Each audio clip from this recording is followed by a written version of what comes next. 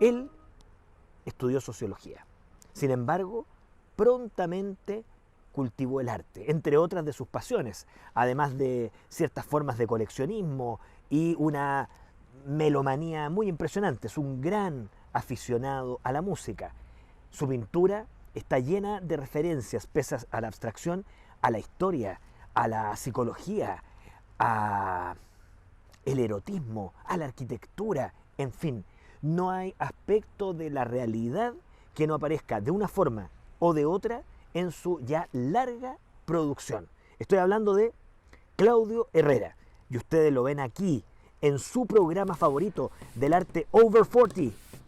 Estoy hablando de, lo repito, la Edad Media en el arte.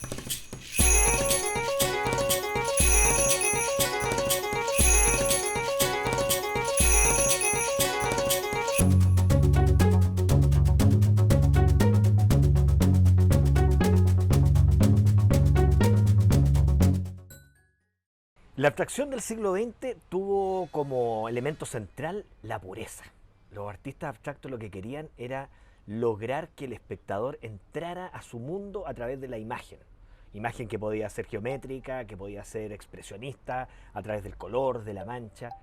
Sin embargo, tenían muchos de ellos un cierto recelo por aspectos literarios, que se hicieran visibles en la obra. Ese tipo de discurso dio lugar a una abstracción muy purista, en la que incluso los títulos fueron sustituidos simplemente por números. En el trabajo de Herrera todo eso está absolutamente despreciado. Sus trabajos tienen títulos, está presente la abstracción, está también la imagen, muchas veces a través del dibujo o del fotomontaje. Aparecen textos. El artista se permite a veces escribir largas citas, reflexiones, textos de carácter poético. Hay también cruces de lenguajes. Aparece lo geométrico, aparece lo expresionista, aparece un dibujo de carácter a lo mejor infantil, combinado con dibujos que aluden a lo arquitectónico, lo ingenieril y todas las dimensiones que tiene el lenguaje del dibujo y de la representación. Estamos frente a un artista que podríamos llamar con toda propiedad abstracto e impuro. Y eso es lo que da riqueza y mucha vitalidad a su obra. De muchas formas, el trabajo de Claudio Herrera refiere al espacio. Es alusión a momentos en que en la naturaleza se conjugan las fuerzas, se desatan y generan un caos que es visible en un lugar extenso, una suerte de valle amplísimo en el cual ocurren estos hechos cataclísmicos, un espacio entonces en el que cabe la reflexión sobre la historia y también, por cierto, la reflexión sobre el propio medio. Hay un montón de construcciones espaciales que se hacen a partir de la relación de las figuras unas con otras. Un espacio a veces saturado, un espacio a veces lleno de vacíos en los cuales el espectador transita invariablemente a la hora de recorrer el conjunto de la obra de este artista. Hay artistas, particularmente los abstractos, ya lo había sugerido, a los que el título no les gusta. Ponerle título a un cuadro significa, para esos artistas, condicionar al espectador. Es como decirle cómo debiera interpretar el cuadro. Herrera es la antítesis de eso. Él le pone títulos a sus cuadros, títulos largos, títulos llenos de referencias, referencias a la historia de la música, referencias políticas, referencias históricas, referencias literarias. Es decir, a través del título conduce, guía al espectador hacia otra posible lectura, además de aquella que le dan las imágenes y los textos que además acompañan a muchas de las obras. En ese sentido, Herrera, desde un lugar muy diferente, está próximo a autores como Magritte, para quien el título era casi tan importante como el mismo cuadro. El título era el elemento que permitía generar la poesía de la obra. Por eso jamás vamos a encontrar una obra de Magritte sin título, y por eso jamás vamos a encontrar una obra de Claudio Herrera sin título. La historia de la arquitectura no es solamente una historia de estilos, de maneras de entender cómo se desarrolla técnicamente, estéticamente el espacio, el privado, el público. La historia de la arquitectura es también una historia social, una historia política, una historia estética sin duda. Claudio Herrera lo entiende así. En su obra hay muchas alusiones a arquitectos, a épocas de la historia de la arquitectura y, por cierto, a las formas en que el discurso arquitectónico se hizo visible en nuestra cultura. Por eso aparecen muchas hojas de revistas arquitectónicas que tienen que ver con imágenes, por cierto, que tienen que ver con las técnicas de la arquitectura, los materiales, los estilos. En su obra, entonces, lo arquitectónico está presente para manifestar justamente cómo está integrado dentro de la política del espacio y de la política en general. En su trabajo también lo arquitectónico es, por otra parte, una forma en la que se construye el cuadro, el dibujo. Hay arquitectura también entonces en su propia manera de concebir la obra. Digámoslo, la pintura en sí misma es un hecho erótico. Obviamente hay pinturas, pintores y pintoras que hacen que aquello sea más visible. Probablemente la pintura de marcado carácter realista es erótica probablemente en función del tema y no de la relación que el artista tiene con sus materiales. En otros lenguajes pictóricos, los artistas tienen una relación mucho más sensual, más erótica con los materiales, con el soporte. Podríamos decir incluso que hay una suerte de relación sexual prácticamente a la hora de ejecutar una obra. Creo yo que muchas de las pinturas de Herrera tienen esa característica.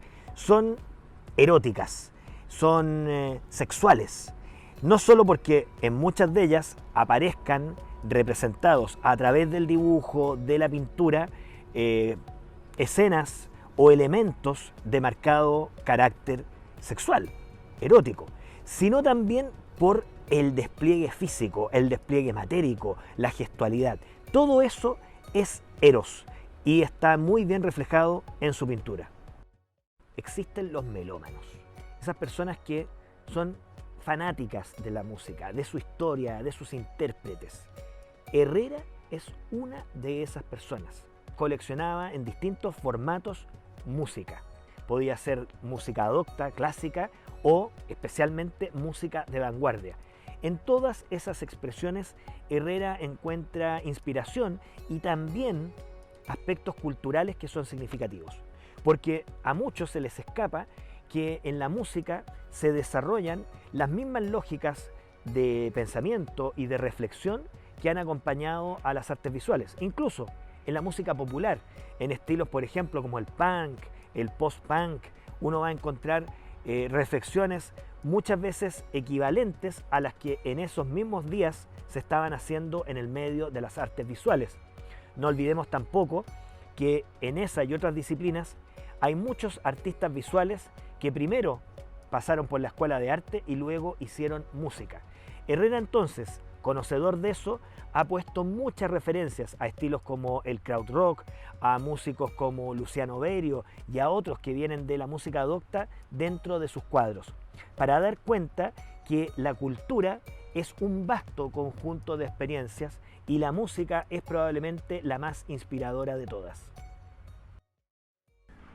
Uno de los géneros figurativos por antonomasia fue el de la pintura histórica, eso mucho antes de la invención de la fotografía. El poder se perpetuó a través de la representación, a veces alegórica, a veces exaltada, inventada, mitificada de sí mismo a través de pinturas, esculturas y otras manifestaciones del arte. Creo que en la obra de Claudio Herrera está presente eso, lo histórico. Uno podría decir, ¿cómo? Si en general su obra tiene un carácter abstracto. Pero están los títulos, están las citas y, por cierto, las imágenes.